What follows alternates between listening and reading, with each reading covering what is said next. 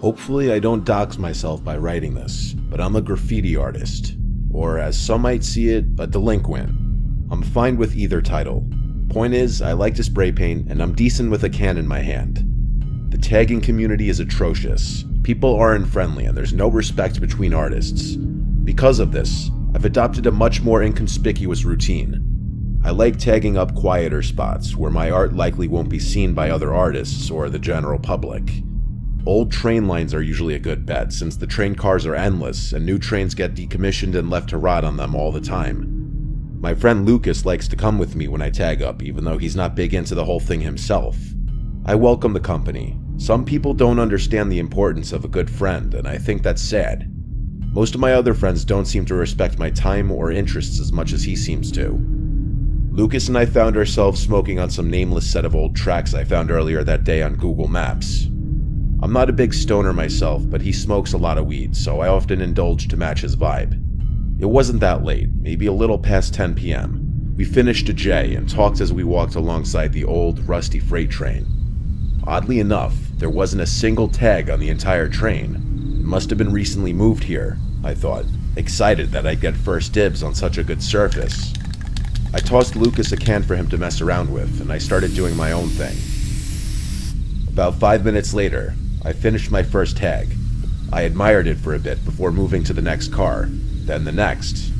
About 15 minutes and 2 paint cans later, I had 3 decent tags up adjacent to one another, and I was pretty proud of myself for how they looked in combination with each other.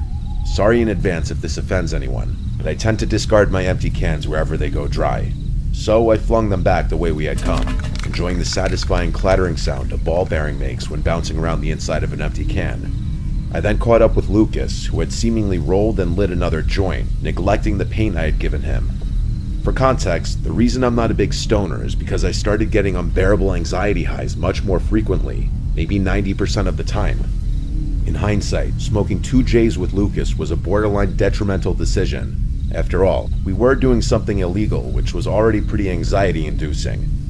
I smoked the second joint anyway, confident that I'd be okay. As soon as the final sparks floated off the J, that's when we heard it. A muffled clang from somewhere behind us rang out into the night. The two of us froze and stared into the darkness. I could feel droplets of sweat forming around my neck as adrenaline began coursing through me. I couldn't tell if the sound had come from outside of the train or from inside one of the cars. It was hard to tell which option was worse. We waited for a full minute in silence, and nothing. That's when I whipped out my phone and recorded this video. Bro, what the fuck was that? No way, bro. You fucking heard that? I heard that shit, bro. What the fuck? No, bro. Oh, fuck. As the video shows, whoever made that noise picked up one of my empty paint cans and threw it at us, before chasing and shouting at us. You can't really see the paint can in the video, but I swear to you, that's what the first sound was. As we frantically made our escape, whoever was behind us yelled, "You better not trip, boy." A few seconds later, an actual gunshot sounded off behind us, almost causing Lucas to trip and fall. It startled me so much that my finger slipped off the record button on Snapchat and the video cut out. We bolted down the tracks until they intersected a main road and didn't stop running until we were a safe distance away. I don't think I've ever been more terrified in my entire life. It didn't help that I was stoned out of my mind. My hands were literally shaking. So were Lucas's. We found our way back to the car and drove home in silence. What was I supposed to do? Call the police? I was literally breaking the law. That wasn't an option. The story doesn't end there, though. I actually went back to those tracks a few weeks later, but this time during the day and equipped with my trusty Glock 17. To my surprise, the train was still there. Despite that, there was a pretty glaring difference this time around. In the 3 spots where my tags had previously been were now ugly blotches of red paint. Someone had deliberately covered my work. Quietly, I kept investigating and eventually came to a train car with its door wide open. I took a look inside, and it was bizarre. The train car was completely empty, except for a chair in the direct center and what looked like ropes and chains scattered about.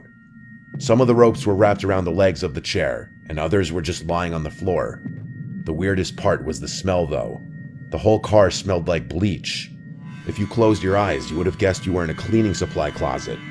I can't overstate the smell though. It literally smelled like the whole train car had been doused in bleach. I went to take a picture of the scene when I thought I heard a metal clang somewhere further down the train. I could have imagined it, but I wasn't taking any chances. That was enough for me. I was out of there as quickly as I had come. I've told so many people this story, and none of them could rationalize that psycho's actions in a way that makes sense. I doubt a homeless person would be able to get their hands on a gun, but I can't fathom why someone other than a homeless person would respond so aggressively, and why they decided to cover up my tags is another mystery. I think the most disturbing aspect of this whole thing was the chair in the middle of the train car. I really want to go back to those tracks just to take a picture of what I saw, but I haven't worked up the courage to. I have no idea if whoever was there that night was really shooting to kill us or just trying to scare us. But sometimes, late at night, when it's just me and my thoughts, I can still hear that shot ringing in my ears.